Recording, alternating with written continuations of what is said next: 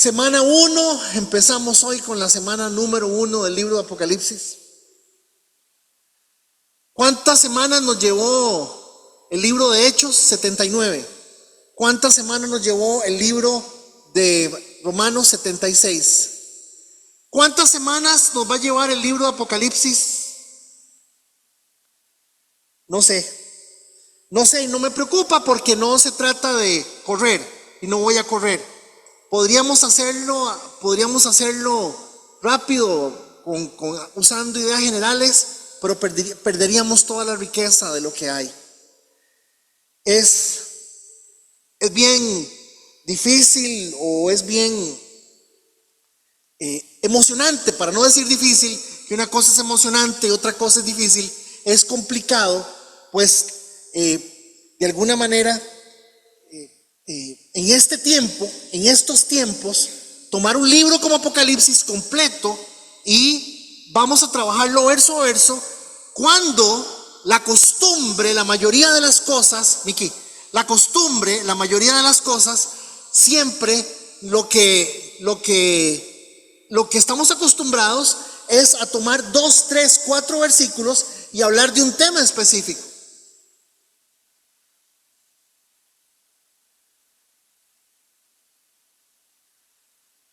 Por medio del sistema del método de sistematización, así se llama, método de sistematización, es muy lindo, porque por ejemplo, le explico algo, la palabra Trinidad no está en la Biblia, usted no va a encontrar en toda la Biblia la palabra Trinidad, pero cuando usamos el método de sistematización, tomamos un texto por aquí y otro texto y vamos entendiendo que la Trinidad sí está en la palabra de Dios, pero no es una palabra, un concepto que lo vamos a encontrar. ¿Me estoy dando a entender?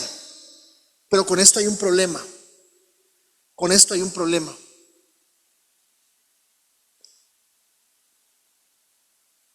Que cuando solamente se predica mediante el método de la sistematización, yo puedo usar el método para manipular a la gente.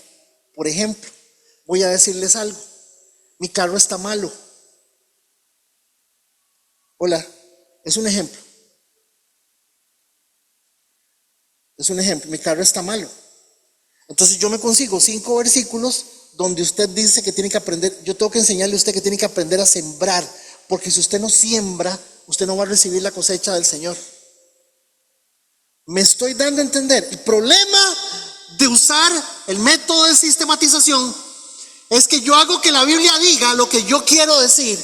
Pero cuando usamos el método verso a verso, la Biblia dice lo que dice.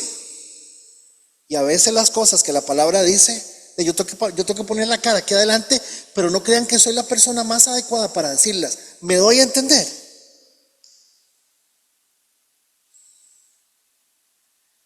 Hablar del libro de Apocalipsis es una bendición. Porque el libro de Apocalipsis es un libro fantástico, es un libro maravilloso, al igual que el resto de la Biblia. Vamos a hacer lo siguiente, vamos a entrarle al tema del libro de Apocalipsis, pero vamos a hacer una introducción. Las introducciones, y por lo generalmente las introducciones mías son bien aburridas. ¿Por qué son bien aburridas? Porque si yo no hago la introducción, conforme avanzamos en el libro de Apocalipsis, la gente me dice, y no va a hablar de que Rodrigo Chávez es el anticristo. ¿No? Bueno, todavía no. Y no va a decir nada del terremoto que va a haber ahora en el año 2025. Entonces, si tenemos una introducción, vamos a entender de qué es lo que vamos a hacer. Por una razón muy importante, damas y caballeros. Se los voy a explicar así.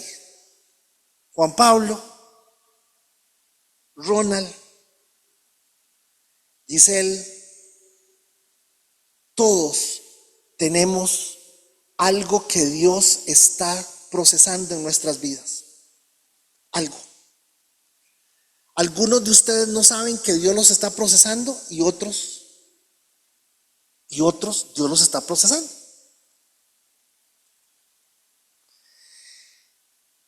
Cuando yo hablo con los pastores, y me preguntan que de qué estoy predicando, y les digo que estoy predicando verso a verso el libro de Apocalipsis, y me dicen, ¿para qué? ¿Eso en qué ayuda, Paola, con John? ¿Eso en qué ayuda a Mickey con Betty? ¿Para qué? El libro de Apocalipsis es un libro que la gente no lo usa para predicar, porque es un libro que se usa para hacer otro tipo de estudios o enseñanzas en las iglesias. No es un libro que se usa para enseñar. Ahora, yo necesito explicarle a usted que el libro es parte de los 27 libros del Nuevo Testamento, y como parte de los 27 libros del Nuevo Testamento, el libro fue expuesto a las 7 iglesias de Asia Menor tal y como está.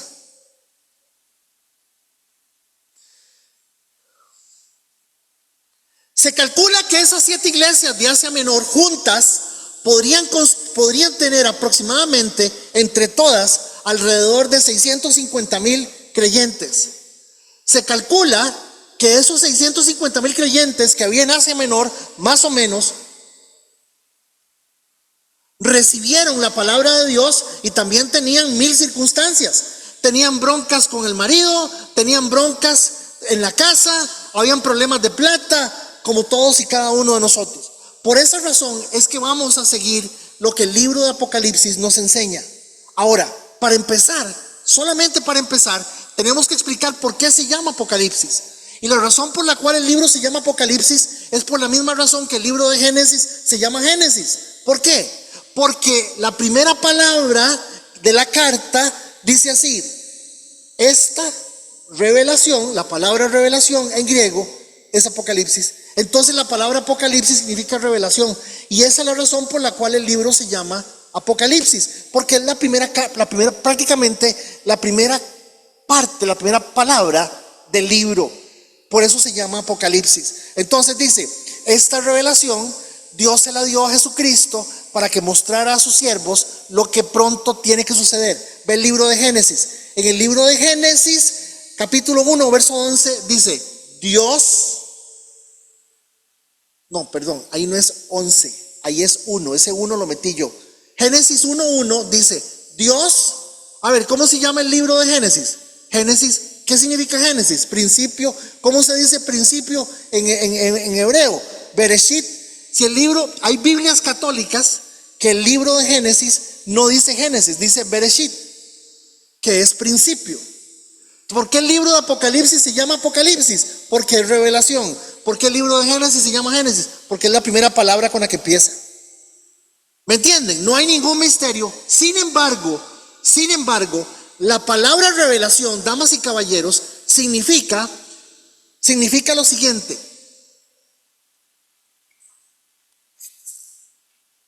La palabra revelación significa que hay algo que no se sabe y que se va a empezar a conocer a partir de ese momento. ¿Estoy siendo claro? O sea, no existe razón para la cual el libro de Apocalipsis nos confunda, nos enrede, le tengamos temor. Si la Biblia dice, esta es la revelación de Dios, lo que Dios quiere es que se sepa. ¿Me están siguiendo? Lo que Dios quiere es que se sepa, no que no se sepa.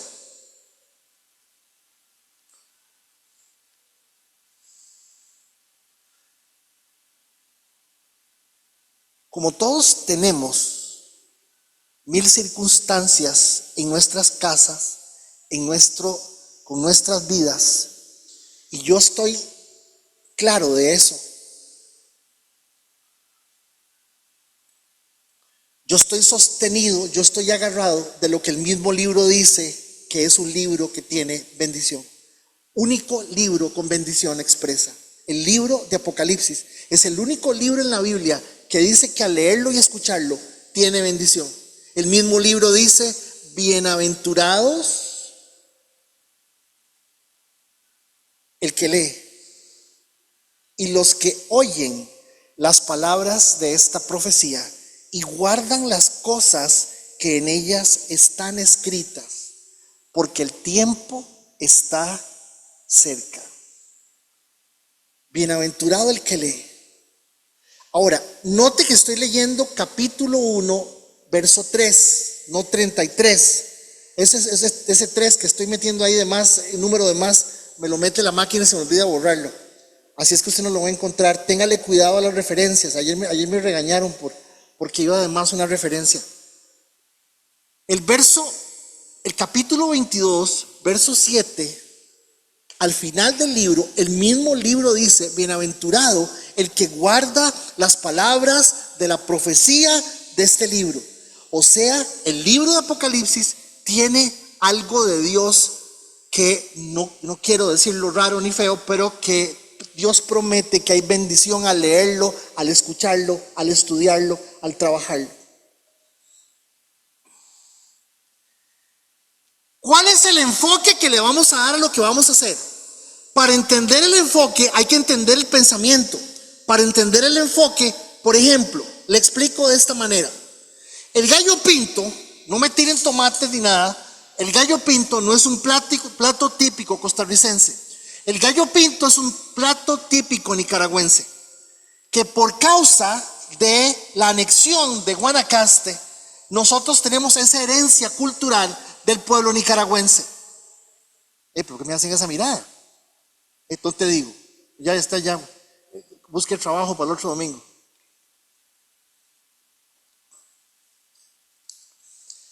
Resulta y sucede que hay formas de hacer el gallo pinto. Hay gente que primero prepara el arroz y arregla el arroz, queda muy condimentado, y por último, sin ningún sabor, echa los frijoles. ¿Cómo sabe? Es delicioso. Hay gente que prepara los frijoles, los deja bien condimentados, y el arroz sin ningún sabor se los echa. ¿Y cómo queda? Es delicioso. Por ejemplo, hay gente que solamente utiliza ingredientes del día anterior. Es más, hacer gallo pinto con arroz fresco y frijoles frescos, la gente dice no queda igual, y es cierto. Sí me estoy entendiendo que hay formas de hacer las cosas y al final uno dice qué rico quedó así. Hay gente que le gusta. Nunca se me olvida, hace muchos años en mi casa hice un gallo pinto, ¿verdad? Estaba mi papá todavía vivo, en pijamas, yo estaba huililla. Hice un gallo pinto y le eché culantro y a mí me sabía delicioso. Mi papá me prometió, me hizo prometerle que en la vida le volví a echar culantro al gallo pinto. Hasta que llegué a la gloriosa San Ramón y me encontré que al gallo pinto le echaban culantro. Y adivinen qué, mi vida cambió desde ese momento. ¿Me doy a entender? Hermanos, igual que una receta que puede hacerse de diferentes formas, requiere un orden. Al final requiere un orden. Porque a veces dice uno, ¿y eso qué es? Gallo pinto. ¿Y los frijoles? ¿Y los frijoles?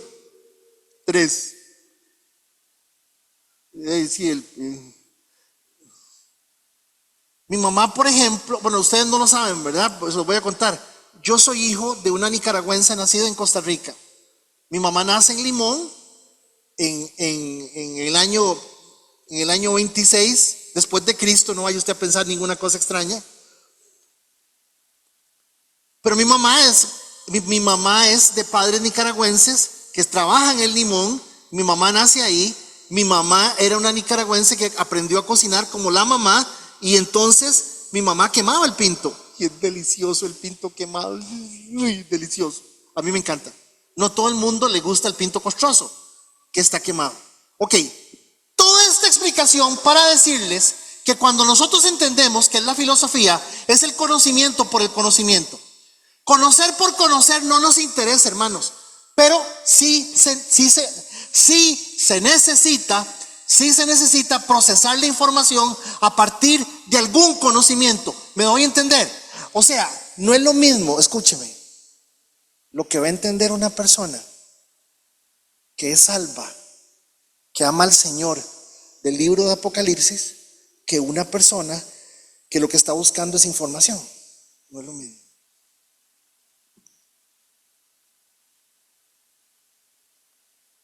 Es más, el libro de Apocalipsis nos va a abrir los ojos para darnos cuenta de nuestra realidad. Don Adrúbal Duro. El caso de Simón. No te oí.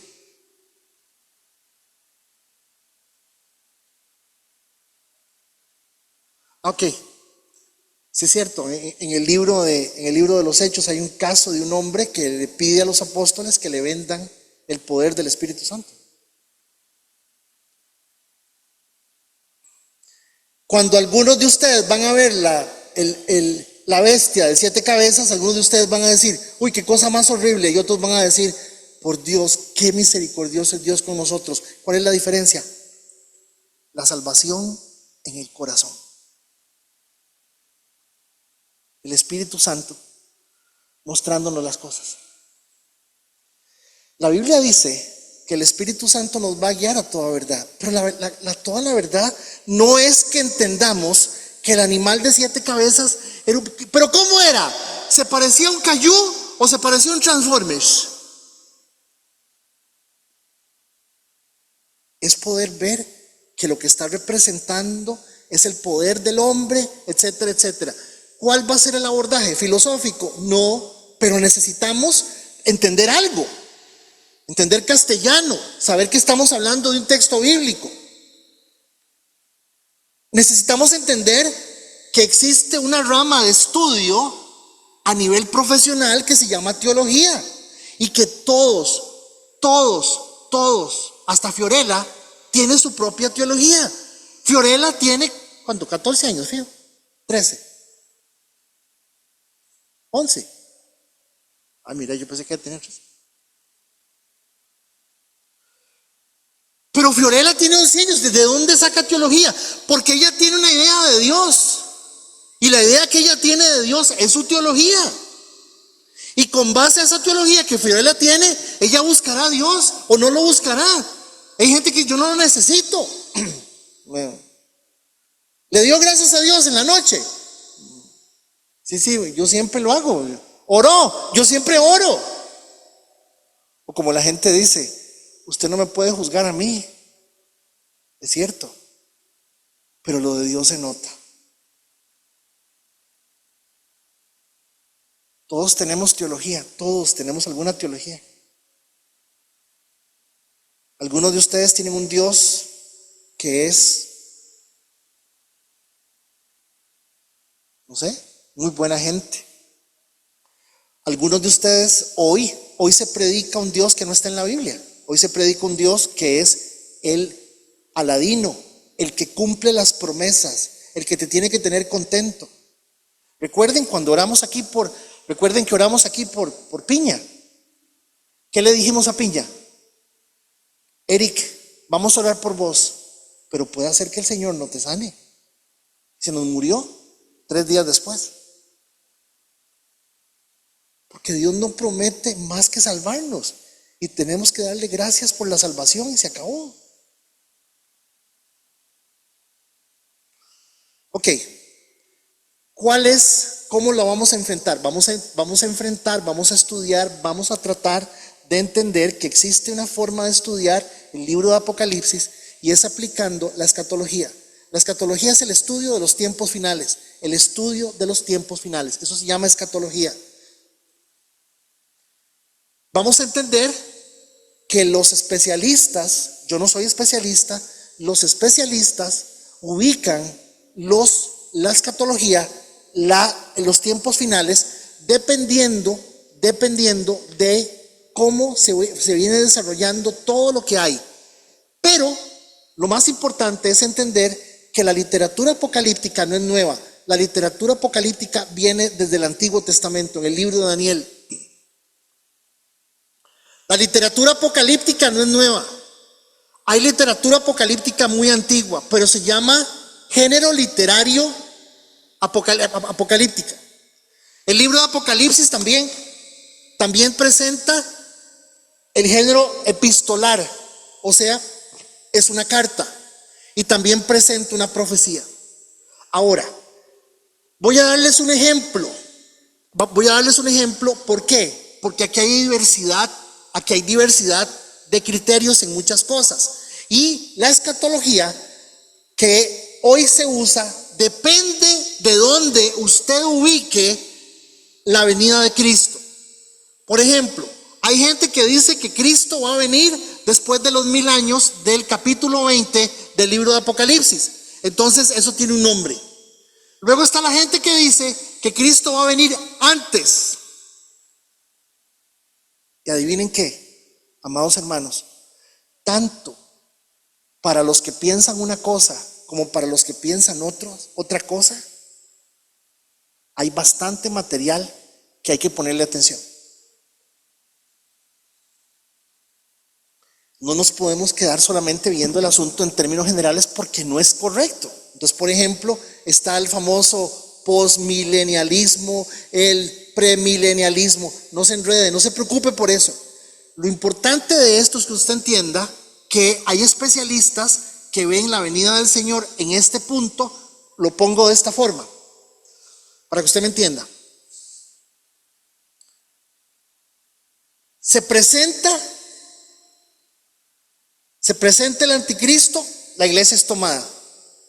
Vienen 7 años de tribulación.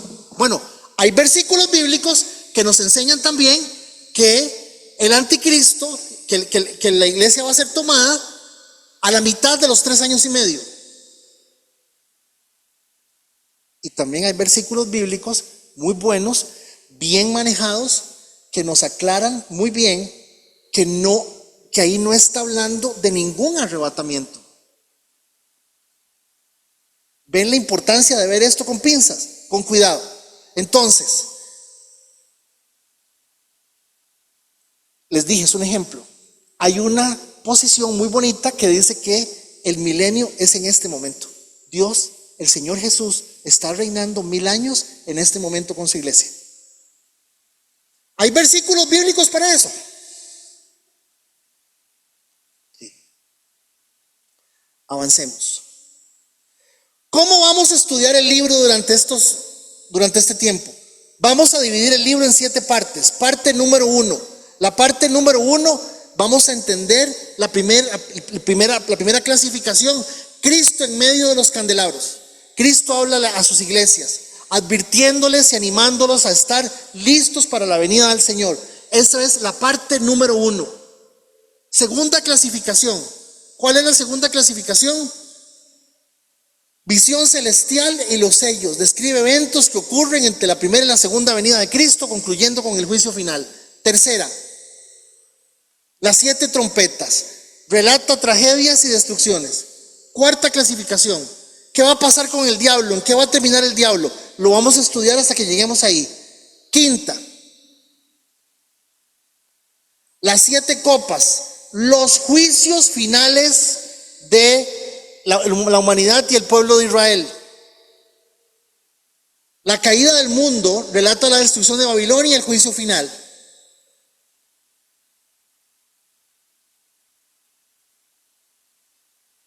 Última clasificación, la gran consumación de todo, la derrota y destrucción del final de Satanás, la venida de Cristo, el establecimiento de la Nueva Jerusalén. Esa es la 7ª parte, para que ustedes tengan una idea que el libro lo vamos a dividir para estudiarlo en el orden que vamos avanzando.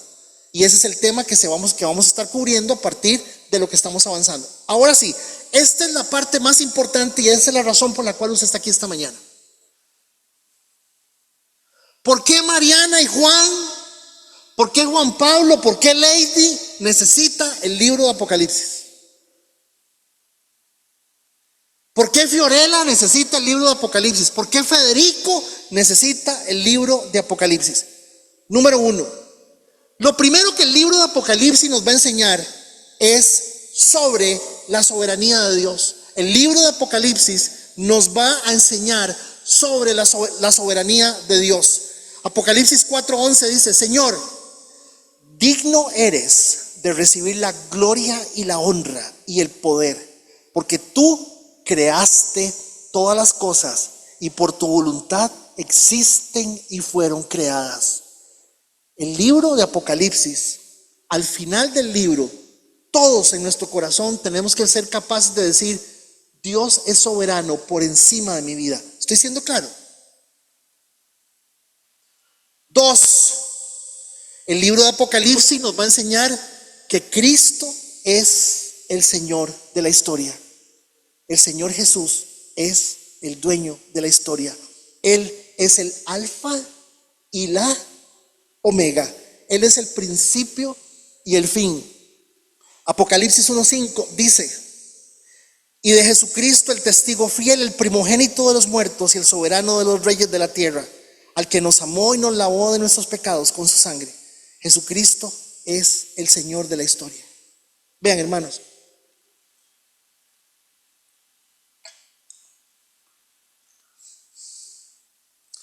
hay una historia en el libro de Mateo donde a un hombre lo bajan, rompen el techo, los amigos lo bajan, y cuando el hombre lo hacen puesto en el suelo, la gente en el lugar que estaba abarrotado se quedan viendo y ya me rompieron el techo. Y Jesús se detiene, Jesús para de predicar, se le queda viendo al chiquillo que estaba en la camilla, el chiquillo lo vuelve a ver, los que están en el techo están viendo para abajo, viendo lo que va a pasar, Jesús viendo las caras de los 5 muchachos en el techo, el hombre en el suelo, la gente viendo a Jesús, el dueño de la casa con el techo roto. A nadie le gusta que le rompan el techo. Y Jesús le dice: tus pecados te son perdonados. Perdóneme, si yo hubiera sido el que estaba sentado en la camilla, paren, corten, alto, aquí hay algo mal, o sea, digamos, ¿no? Alguien me está entendiendo que me están bajando por el techo, que yo no puedo caminar, para que me vengan a perdonar pecados. O sea, yo le agradezco mucho la perdonada, porque la verdad es que necesito que me perdonen, porque yo soy bien bicho, gracias a Dios. Pero yo no vine aquí para que me perdonaran pecados. Yo no sé caminar, no puedo. Es más, la gente se lo dice al Señor. ¿Y para qué le está diciendo que le perdonan los pecados? Hermanos, sanar a una persona, hay sanidades en el Antiguo Testamento. Es más, hay resurrecciones. Gente resucitó en el Antiguo Testamento. Cualquiera podía hacer una resurrección, cualquiera podía hacer una sanidad. Me estoy dando a entender. Pero solo Cristo podía perdonar pecados. Solamente Él. ¿Qué vino a hacer el Señor aquí? Hacernos entender que nosotros no somos capaces de vivir la vida con culpa. No se puede. Que el alma, escúcheme, el alma es sumamente vulnerable y delicada para estarla llenando de estupideces. No oí el amén efusivo pentecostal de Hueso Colorado.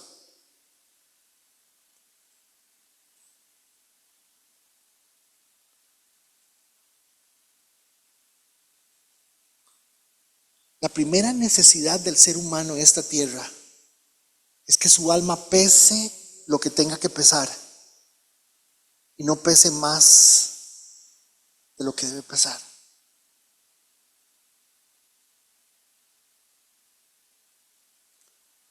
Número 3, que vamos a aprender en el libro de Apocalipsis, que el Espíritu Santo está haciendo que todo suceda, que el Espíritu Santo está permitiendo que se estén dando los tiempos y los momentos, que el Espíritu Santo está haciendo que los países entren en guerra. Todo está haciendo el Espíritu Santo para que todo coincida con la obra del Señor. Apocalipsis 4:5 dice: y del trono salían relámpagos, truenos y voces delante del trono. Segundo.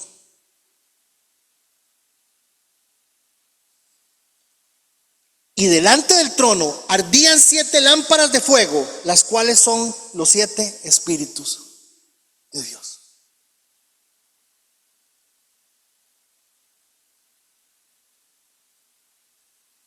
¿Qué otra cosa vamos a aprender estudiando el libro de Apocalipsis? Que la Biblia tenía la razón. La palabra de Dios tenía la razón. La victoria de la palabra de Dios. Dice el libro de Apocalipsis 19:13: estaba vestido de una ropa teñida de sangre y en su nombre y su nombre es la palabra de Dios. Apocalipsis 19:15.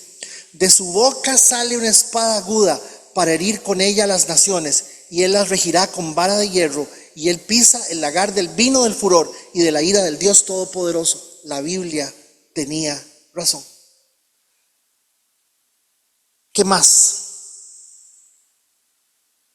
La vida de Dios es la vida. Lo demás son ensayos humanos. Si no es con Dios, es un ensayo. O sea, usted está diciendo que una persona sin Dios está ensayando. Hay personas que ensayan toda la vida y cuando le faltan 10 minutos para morirse dicen: Señor, perdóname, te entrego mi vida. Y esos fueron sus 10 minutos de vida.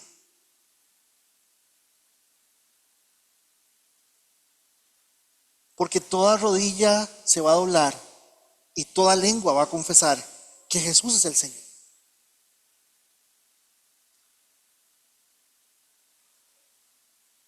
Apocalipsis 21, 3 al 4. Y oí una gran voz del cielo que decía: he aquí el tabernáculo de Dios con los hombres. El tabernáculo de Dios con los hombres, y Él morará con ellos, y ellos serán su pueblo. Y Dios mismo estará con ellos como su Dios.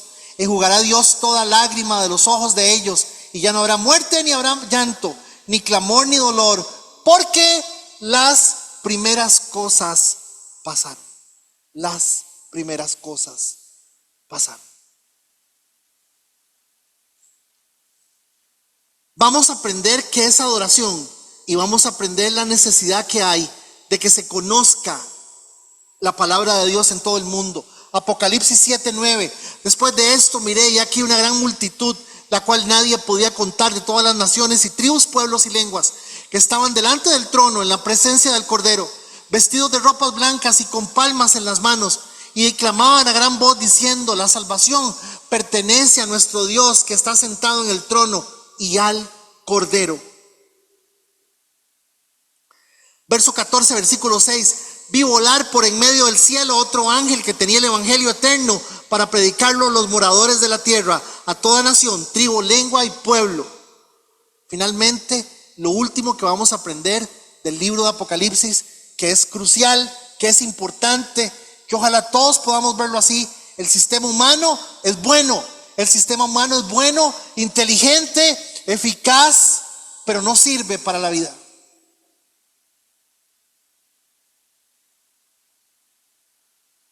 La vida integral, completa, que solo Dios puede dar.